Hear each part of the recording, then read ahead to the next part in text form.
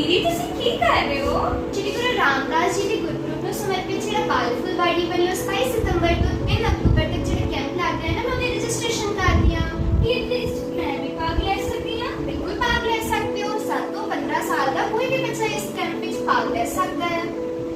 ਵੈਸੇ ਸੀ online camp ਕਿਉਂ ਲਗਾਉਂਦੇ ਆ? ਅੱਛਾ, ਮੈਨੂੰ ਇੱਕ ਗੱਲ ਦਾ ਜਵਾਬ ਦਿਓ। ਜੇ ਤੁਹਾਡਾ ਬਰਥਡੇ ਆਉਂਦਾ ਹੈ ਜਾਂ ਕੋਈ ਐਨੂਅਲ ਫੰਕਸ਼ਨ ਹੁੰਦਾ ਹੈ ਤਾਂ ਤੁਸੀਂ ਪਹਿਲਾਂ ਹੀ ਤਿਆਰੀਆਂ ਸ਼ੁਰੂ ਕਰ ਦਿੰਦੇ ਹੋ।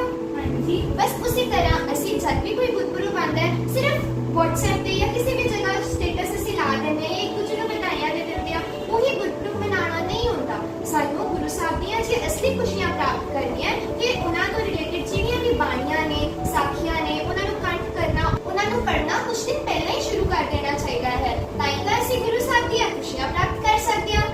ਇਸੇ ਮਕਸਦ ਨੂੰ ਮੁੱਖ ਰੱਖਦਿਆਂ ਹੋਇਆ ਬਾਲ ਫੁਲਵਾੜੀ ਵੱਲੋਂ ਇਹ ਕੈਂਪ ਲਾਇਆ ਜਾ ਰਿਹਾ, ਜਿਸ ਵਿੱਚ ਤੁਸੀਂ ਖੇਡਦੇ ਬਹੁਤ ਕੁਝ ਸਿੱਖੋਗੇ।